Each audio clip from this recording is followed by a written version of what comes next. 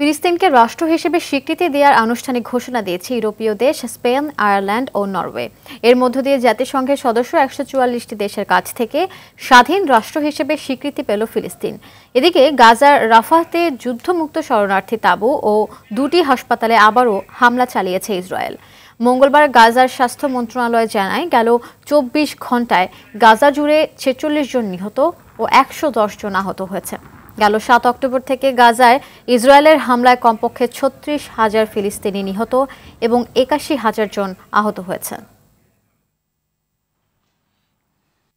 দর্শক, এই বিষয়ে স্পেন থেকে সবশেষ আরো জানাচ্ছেন সহকর্মী জহির আহমেদ। আজ স্পেন এক ঐতিহাসিক সিদ্ধান্ত নিয়েছে। স্পেন আজ ফিলিস্তিনকে একটি স্বাধীন, সার্বভৌম এবং স্বতন্ত্র রাষ্ট্র হিসেবে ঘোষণা দিয়েছে। প্রিয় দর্শক, আপনারা জানেন ফিলিস্তিনের উপর ইসরায়েলের নারকীয় হত্যাযজ্ঞ শুরু থেকেই স্পেনের প্রধানমন্ত্রী পেড্রো সানচেজ তীব্র প্রতিবাদ জানিয়ে আসছেন এবং তিনি এর বিরুদ্ধে ইউরোপের বিভিন্ন দেশে জনমত সৃষ্টিতে ব্যাপক ভূমিকা পালন করেছেন। তারই ধারাবাহিকতায় আজ স্পেনের সাথে ইউরোপের অন্য দুটি প্রভাবশালী রাষ্ট্র আয়ারল্যান্ড এবং নরওয়েও স্পেনের সাথে যুক্ত হয়ে আজ ফিলিস্তিনকে একটি স্বাধীন সার্বভৌম রাষ্ট্র হিসেবে ঘোষণা দিয়েছে।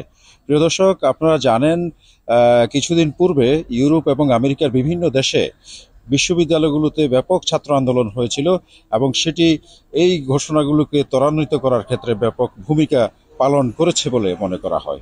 প্রিয় দর্শক, স্পেন থেকে বিভিন্ন সময়ে ইসরায়েলের বিরুদ্ধে সাধারণ মানুষ প্রতিবাদ জানিয়েছে এবং স্পেনের বিভিন্ন নাগরিকেরা ফিলিস্তিনের জনগণের জন্য ত্রাণ সামগ্রী পাঠিয়েছেন।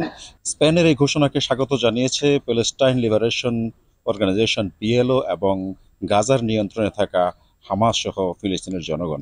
অন্যদিকে এই সিদ্ধান্তের তীব্র নিন্দা জানিয়েছে ইসরায়েল। তারা বলেছে এই সিদ্ধান্ত সন্ত্রাসবাদকে স্বীকৃতি দেওয়া হবে এবং তারা এরই মধ্যে অসলো থেকে এবং ডাবলিন থেকে তাদের রাষ্ট্রদূতকে প্রত্যাহার করে নিয়েছে।